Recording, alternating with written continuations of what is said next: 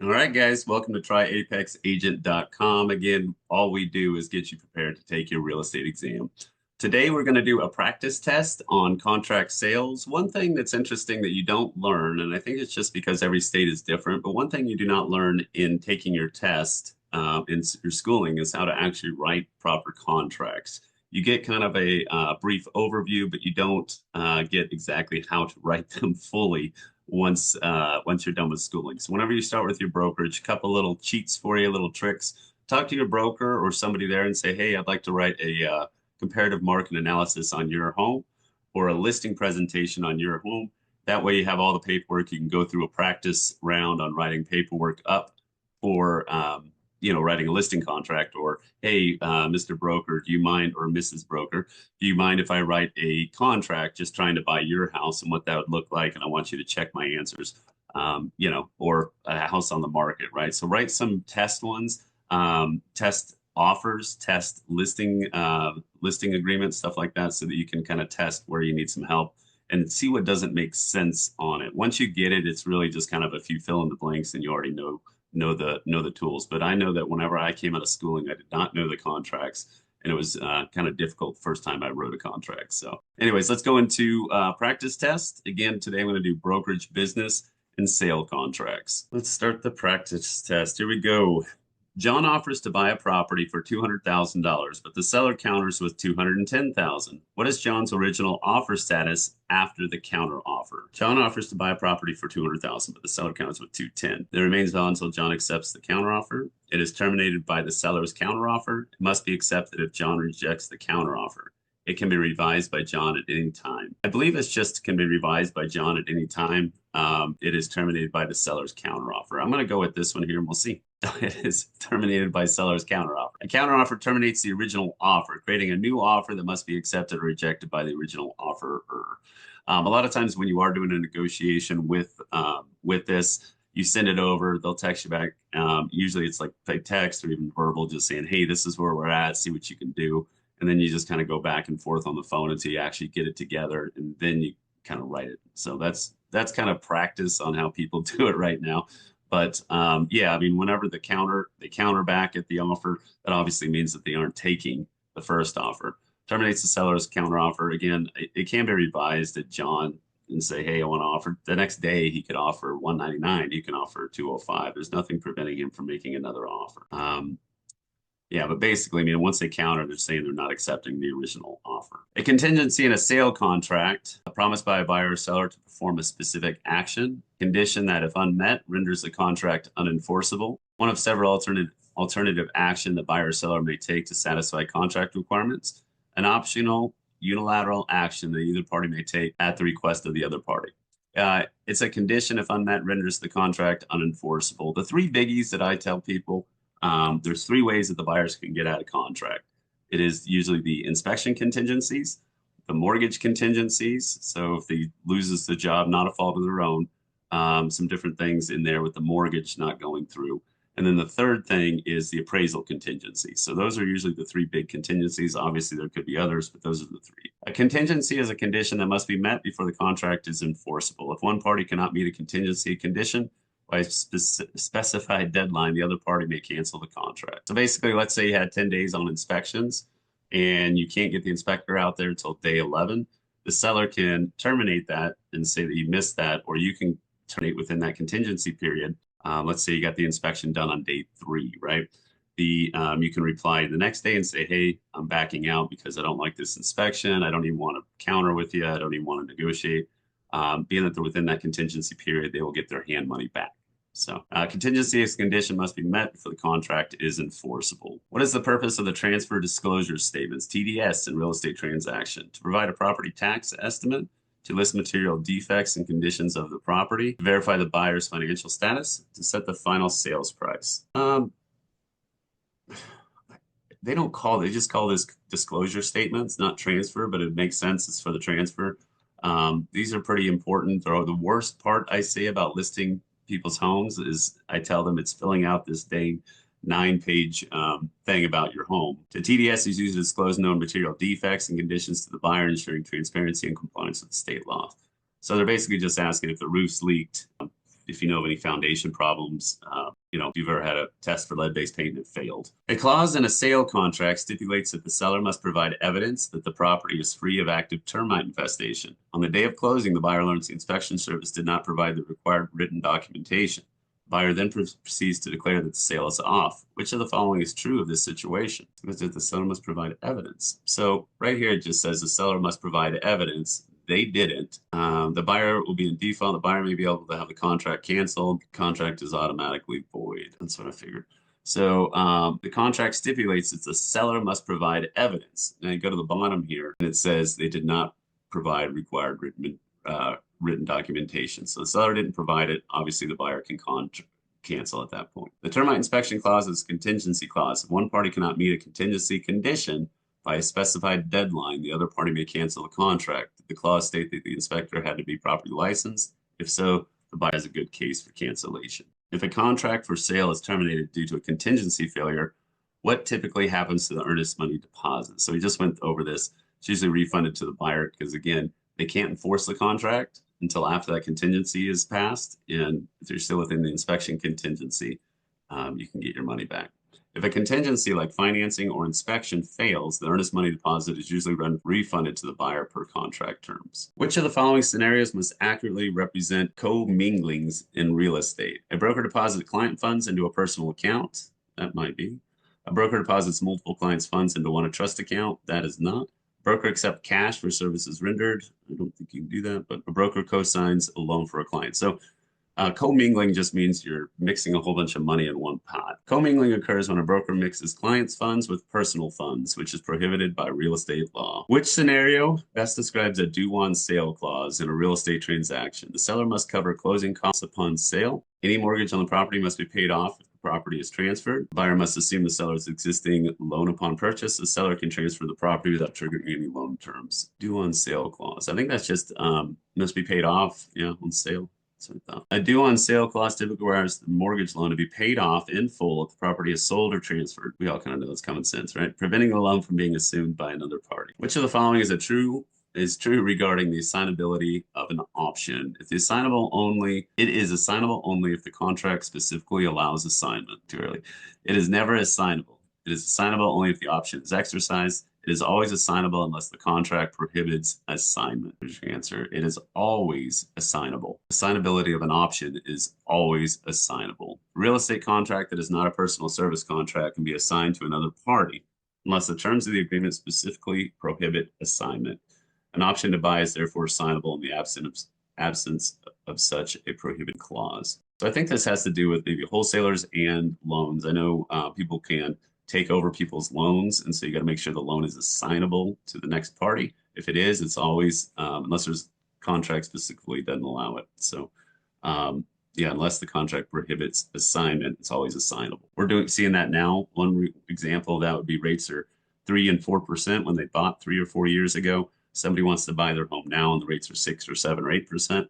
They might be able to assign and take over that loan at the lower rate. To be enforceable, a contract for the conveyance of real estate must be acknowledged by a witness, be written, be recorded, have an expiration date. I believe it's written. Contract for the sale of real estate is enforceable only if it is in writing. A buyer or seller cannot sue to force the other to comply with an oral contract for sale, even if the contract is valid. So I've always been taught that verbal agreements mean nothing.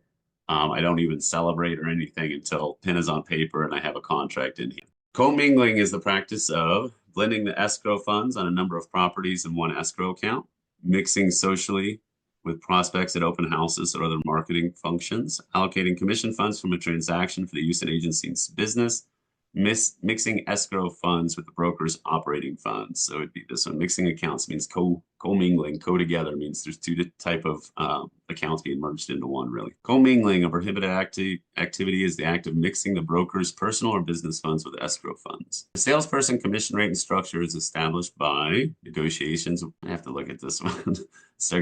Negotiations with the client, competitive conditions. We're taught commissions are always negotiable, negotiable. I guess that creates a competitive conditions. Commission structures are negotiated between the agent and employing broker as a function of competitive market. So this is a trick question here. Salesperson commission rate and structure is established by conditions. This is a salesperson's commission rate to the broker. Not negotiations with the client. It would be your listing commissions or sales commissions would be negotiating with the client. Commission rate and structure, though, they're talking about your brokerage is established by competitive conditions. They're always every market has their amount that they offer or even negotiate. Some people get more or less. That's competitive conditions. But negotiation with the client is if you're trying to get a sales contract or listing commission signed. Broker, salesperson's commission and rate and structure. So I think it's the structure there.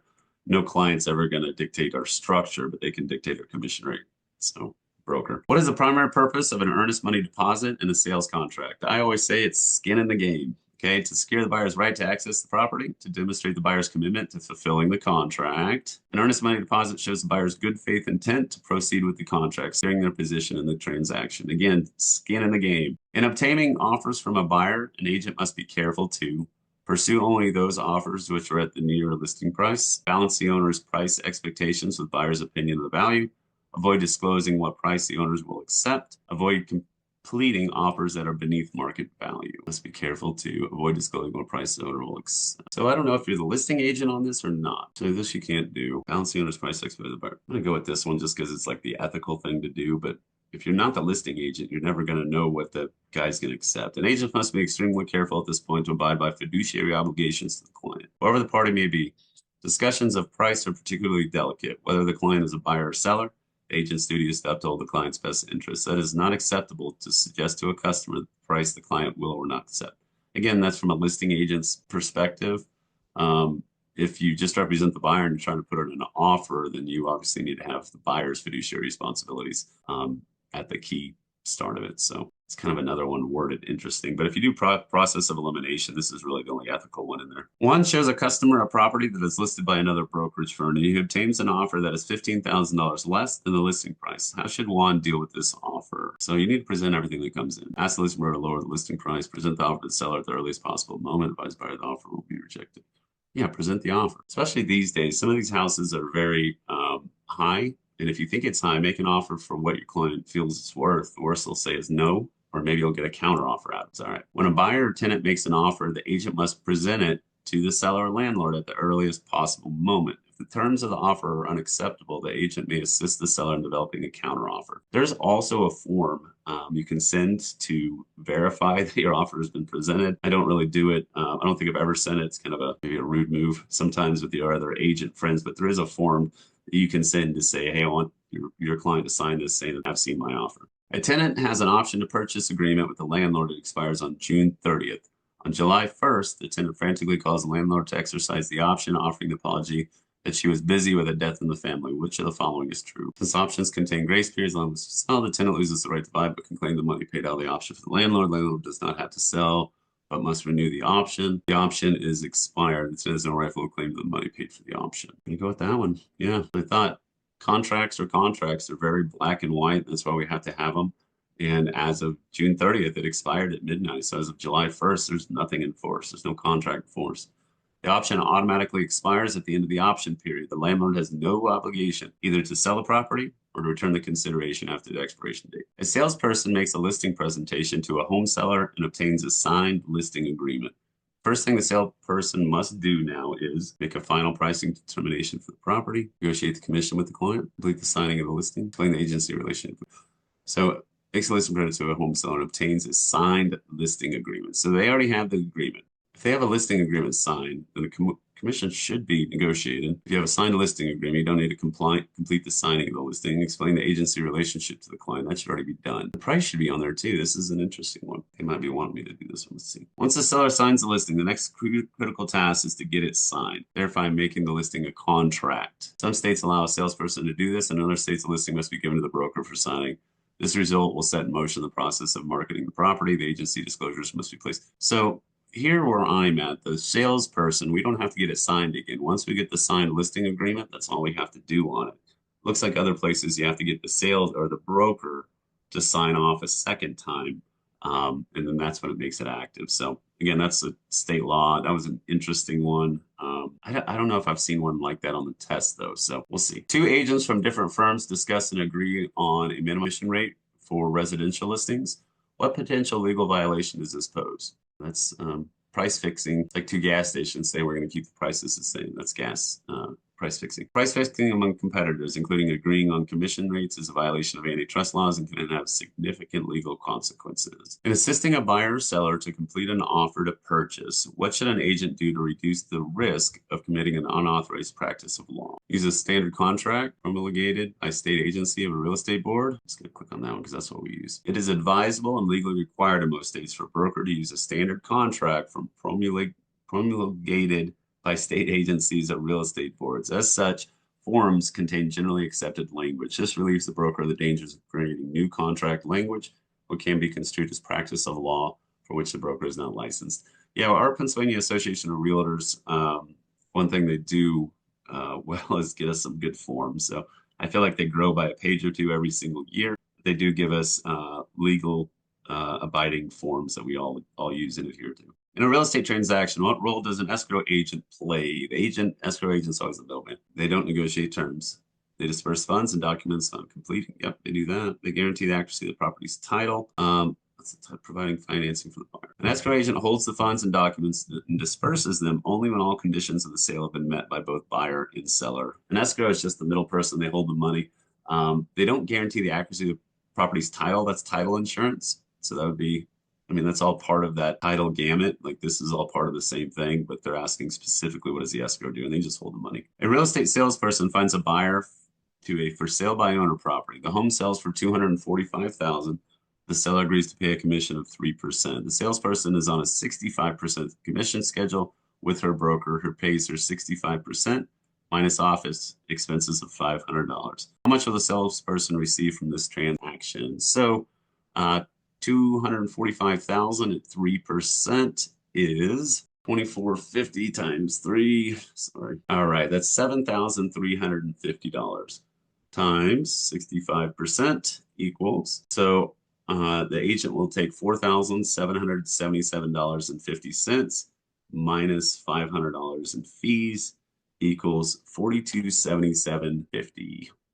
There we go, round up. So on this one here, again, with your the brokerage takes the other 35% of this, and that's how they stay in business, right? So there's different splits you can get. I think you can get a little higher these days, but again, I don't want to comment on that, but you can get higher, lower. I started lower than this. Again, it's all negotiable, right? But that's how you do that. Just 3%, move the decimal point over 2. So you have 2,450 times 3, 65% minus 500. A right of first refusal in a sale contract grants the holder the right to purchase the property before the seller offers it to others. I'm just going to click on that because it's easy. Right of first refusal. So just think the person named has first right to say no. Nobody else can look at it until that person says yes or no. It's the first right of refusal. Purchase property before the seller offers it to the others. The first right of refusal gives the holder the opportunity to purchase the property before the seller can entertain other offers. Jason enters into a purchase agreement with the option to buy additional land adjoining the property within 1 year. What type of contract provision is this? An option clause, a contingency clause, an indemnity clause, a due on sale clause. I believe it's an option clause because he's buying the property with the option of buying the lot. An option clause gives the buyer the right to purchase additional property or land within a specific or specified period under certain conditions. So just think it's like an addendum, an add to, an option. Contingency, again, we have to get through that before you close on the loan. Indemnity, I think that's like more of a protection type clause. Due on sale is like covers the loan that you have to actually pay it off when you sell it. Mark submits an offer for a property listed at $500,000, contingent upon the sale of his current home. What does this contingency mean? It means the offer on the $500,000 contract is not in force and current until the contingency of selling his home is clear. The seller must wait until Mark's home sells before accepting another offer. Mark's purchase of the new property depends on the successful sale of his current property. So a lot of times on these, just, in the real world, how these work, Mark will make an offer on a house, saying, I want to buy this for $500,000. He usually has to have his offer ready to go within 5 or 6 days, or with his house ready to list. It'll list, and this just sits in limbo here until he gets a contract on his house. Once he gets a contract on his house, they'll typically close them both on the same day, with his house is one he lives in selling first. So that way they sell first, clears the contingency, he gets the proceeds, and then they close on the next house that afternoon. Okay. But again, home sale contingency is it depends on the successful sale of his current home. It's contingent on his current home selling. Obviously, I tell people a lot of times people can't afford two homes, so we deal with those quite a bit. Which of the following may associate his or her name or title with the term realtor? Any active or inactive broker in the county, any duly licensed active agent or broker, any member in good standing in a property chartered real estate trade organization, only members of the National Association of Realtors. The term Realtor is a protected trade name of the National Association of Realtors. Only members of this organization may use the term to refer themselves. It's kind of most brokerages have it's more of an ethics and discusses fiduciary responsibilities and such. And so most brokerages, it's a requirement that you join. On Wednesday, Fred offers to sell his property to Jack for $275,000 with the offer to remain open until 5 p.m. the next day. On Thursday morning, Sally offers Fred $280,000 for the property and Fred accepts. At 1 p.m. on Thursday afternoon, Jack accepts. Which of the following is true of this situation? The acceptance by Sally creates a contract and terminates Fred's offer to Jack. Fred has entered into contracts with both Jack and Sally to sell the same property. Fred's acceptance of Sally's offer is invalidated by Jack's acceptance because Fred's offer to Jack was made prior to Sally's offer to Fred. No contract has been created because it's impossible to have two valid sale contracts for the sale of the same property. So let's see. So on Wednesday, Fred offers to sell his property for $275,000. The offer remaining till 5 p.m. on Thursday. Thursday morning, Sally offers $280,000 for the property and Fred accepts at 1 p.m. On Thursday afternoon, Jack accepts. Which of the following is true? So really it's whichever one is in writing, but if they're both in writing, if he signs them both, he could get sued by one or the other. So or both probably. Jack's acceptance of Fred's offer creates a valid contract, just as Fred's acceptance of Sally's offer creates a valid contract. Fred should have revoked his offer to Jack before accepting Sally's offer. All right, that one wasn't bad. All right, guys. Like I said, I try and add a little bit of real life into these as you go through the test. There's a ton on here. The audio lessons are really, really helpful when you're driving to listen to. I did those when I took my test, as well as when you're working out in the yard, something in the background at your office, right? And again, my name is Sad Priest. I am a 10-year real estate agent. I really enjoy what I do, and I love giving back to other agents. So if you need help mentoring, have a question on something specific, reach out. Again, this is for tryapexagent.com. I'll talk to you guys later.